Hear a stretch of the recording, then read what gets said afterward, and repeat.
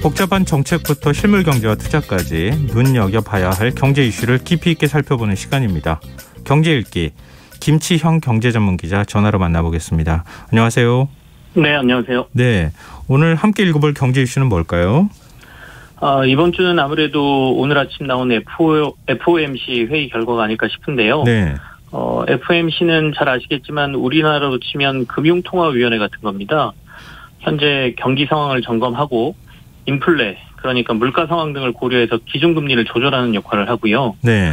또 금융위기나 이번 코로나19 팬데믹 상황 등에서 시장의 대규모 자금을 푸는 등의 이른바 유동성 공급하는 결정도 이곳에서 내리고 있습니다. 네, 그래서 뭐 전 세계에서 FOMC가 어떤 결정을 내리느냐 예의주시하는 상황이잖아요. 네네. 근데 구체적으로 어떤 내용들이 결정이 됐습니까?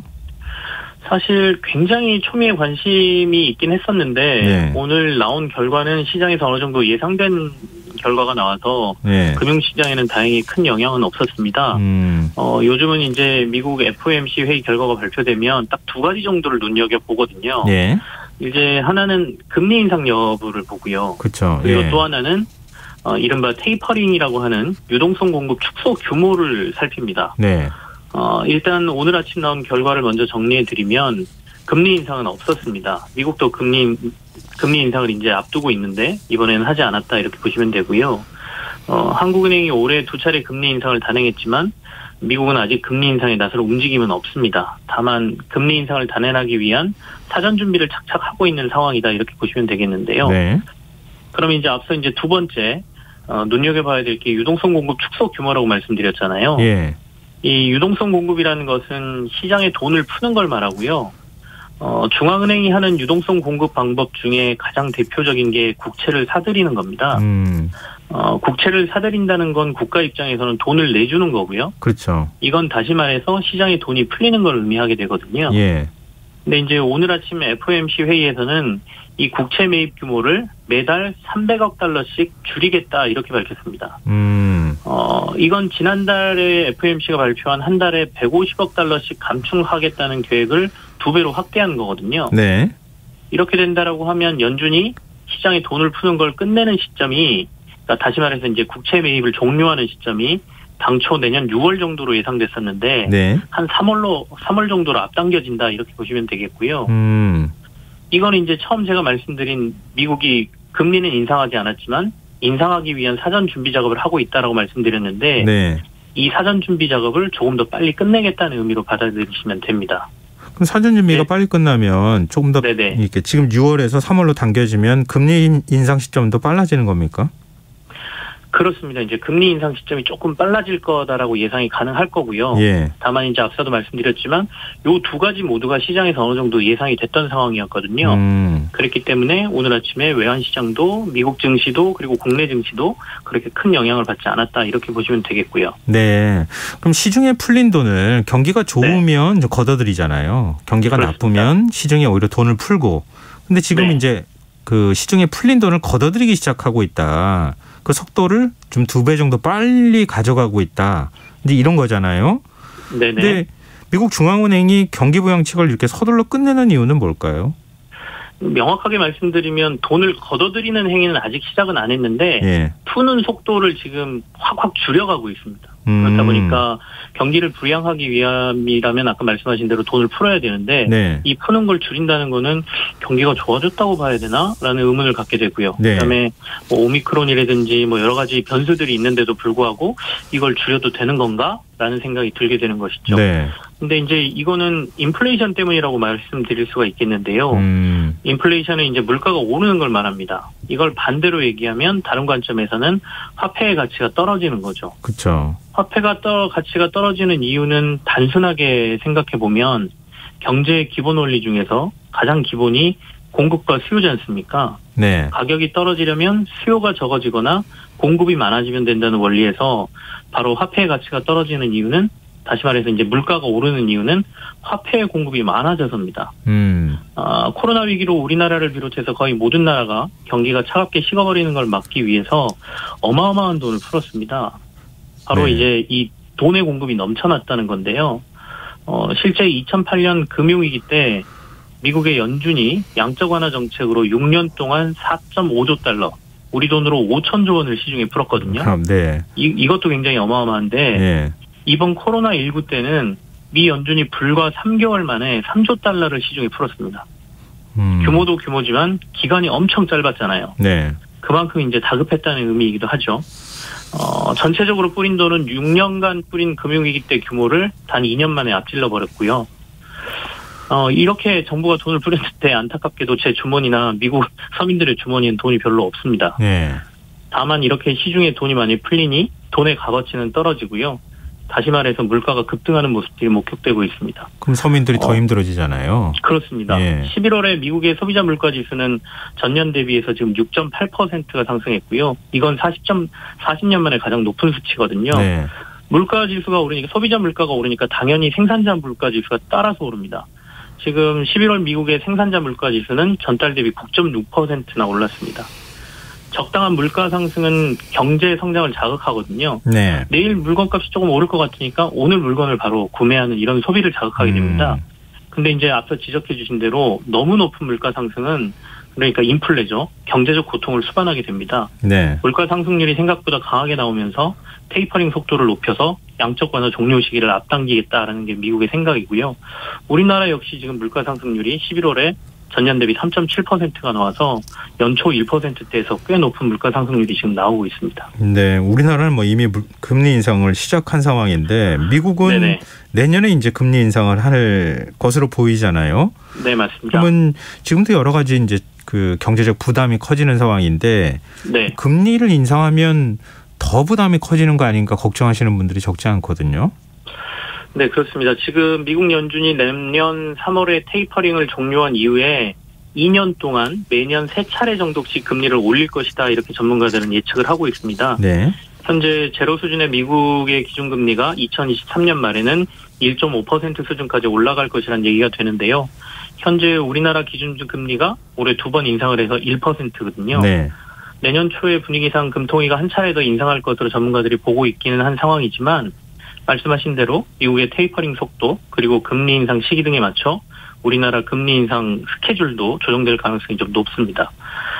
현재는 앞서서 선제적으로 대응을 하고 있는 상태이긴 하지만 사실 금융시장에서 우려하는 건 한미 금리 차거든요. 네. 미국의 금리가 우리나라보다 높아지면 우리나라에 투자됐던 달러가 역으로 미국으로 나갈 수 있다. 이걸 조금 우려하고 있는 상황이고요. 보통 이제 물가 상승률을 2에서 3%대를 안정적인 물가 상승률로 보고 있는데 미국에서는 전문가들은 내년 2월 정도 되면 물가가 정점을 찍고 좀 안정될 것이다 이렇게 얘기는 하고 있는데요. 네. 그래도 물가 상승률이 4%에서 5%대가 나올 것이다 이렇게 얘기하고 있습니다. 근데 물가가 너무 올라버리는 하이퍼 인플레이션 우려 이건 네. 그냥 기우입니까? 아니면은 현실할 가능성이 있는 겁니까? 사실 물가 상승률이 어느 정도 이상이어야 하이퍼 인플레이션이다라는 정의는 딱히 없습니다. 다만 역사상 하이퍼 인플레이션이 나오는 거는 대부분 전쟁 상황 이후에 등장했거든요. 네. 그러니까 1차 대전 이후에 독일에서 물가가 뭐 1000배가량 뛰어서 결국 2차 대전을 일으키는 촉매제가 됐다라는 얘기도 있고 2차 대전 이후 헝가리에서는 물가가 4200% 뛰기도 했거든요. 또 국가의 신뢰가 붕괴되면 돈의 값어치가 한순간에 사라지기도 합니다. 이 또한 하이퍼 인플레이션이라고 부르는데 남미나 아프리카 국가들에서 요즘 이런 얘기들이 종종 전해지고 있습니다. 베네수엘라에 가면 돈을 계산하는 용도가 아니라 포장지로 물건을 싸기 위해서 돈을 사용한다라는 얘기가 들리고요. 소매치기들이 지갑을 훔쳐 돈은 버리고 지갑만 가져간다는 우픈 얘기도 지금 들려오고 있는데요. 사실 이번 코로나19 팬데믹이 사실상 전쟁 상황이나 마찬가지였다고 본다면 하이퍼 인플레이션까지는 아니지만 꽤 높은 물가 상승 가능성을 우려하는 시각은 충분히 있을 수 있다고 보여집니다. 근데 미국은 이렇게 돈을 뭐 아까 5천조 원도 말씀하셨지만 네네. 뭐 4천조 원, 5천조 원 이런 걸 그냥 막 뿌려도 괜찮은 모양이에요. 우리나라에서 만약에 그런 일이 벌어졌다고 하면 상상도 안 되는, 상상할 수 없는 일이 벌어질 것 같은데. 네네. 근데 미국은 왜 인플레이션이 상대적으로 이렇게 안 일어나는 겁니까? 이게 2008년 금융위기 때 5천조 원이라는 돈을 뿌렸음에도 사실 인플레이션이 그 이후에 안 나타난 이유는 두 가지로 보이는데요. 예. 당시에는 미국과 유럽이라는 한정된 지역에서 좀 돈을 많이 뿌렸습니다. 코로나 팬데믹은 전 세계가 문제를 일으켰잖아요. 네. 그리고 두 번째는 중국의 역할이었는데요. 2008년 금융위기 이후에는 중국이 사실상 미국의 구원투수 역할을 좀 했습니다. 어마어마하게 보유하고 있던 외환보유고로 달러 국채를 막 사줬거든요. 네. 그리고 물가가 올라야 될 상황에는 중국이 세계의 공장 역할을 하면서 저가의 물건들을 마구 미국에 공급, 전 세계에 공급을 하다 보니 물가가 오르고 싶어도 못 올랐던 상황이 만들어졌고요. 때마침 빅테크 기업들이 성장하면서 대단히 많은 혁신을 일으키면서 가격을 떨어뜨렸습니다. 근데 이제 최근에는 이 상황이 좀 바뀌어 있거든요. 미국하고 중국이 워낙 크게 대립하고 있고 중국은 더 이상 저가의 노동력을 공급하는 시장이 아니고요. 그리고 빅테크 기업들도 어느 정도 성장의 한계가 왔다는 점에서 자칫 잘못하면 인플레의 우려가 좀 커질 수 있다는 얘기가 되겠죠. 미국이 중국하고 싸우면 안 되는 입장일 것 같은데 그렇게 생각하면 사실 글로벌 경제 입장에서는 그렇습니다. 예. 근데 이런 공급 문제로 갑자기 가격이 오르는 걸 웩플레이션이라고 부른다면서요? 네, 그렇습니다. 웩이 이제 영어로 후려치다, 뭐 철석, 퍽 이런 뜻을 가지고 있는데요. 네. 워낙 공급망이 촘촘하게 엮여있던 글로벌 공급망이 이번 코로나 사태로 여기저기가 망가졌습니다. 그렇다 보니까 작은 한 군데에서 망가지더라도 이게 모든 공급망에 영향을 미치는 현상, 갑작스럽게 가격이 오르는 현상을 웩 인플레이션 이런 신조어가 생겼고요. 더불어서 작은 문제가 나중에 큰 문제로 확산된다. 그래서 소채찍 효과라는 용어도 요즘 많이 쓰입니다. 손잡이의 조그만 움직임이 매우 큰 변화를 끝에서 일으킨다. 이런 용어도 요즘 있어서 한번 소개해드립니다. 또 우리 요소수 사태 같은 게 그 대표적인 경우가 되겠네요. 네, 맞습니다. 요소수가 이제 가장 대표적인 사례라고 볼 수 있겠죠. 그렇군요. 자, 그럼 지금 정말 코로나가 여러 가지를 바꿔놓은 것 같은데 어느 정도 물가 상승률을 감안해야 한다면 우리는 좀 어떻게 해야 되는 겁니까? 이 제일 어려운 질문인데요. 예.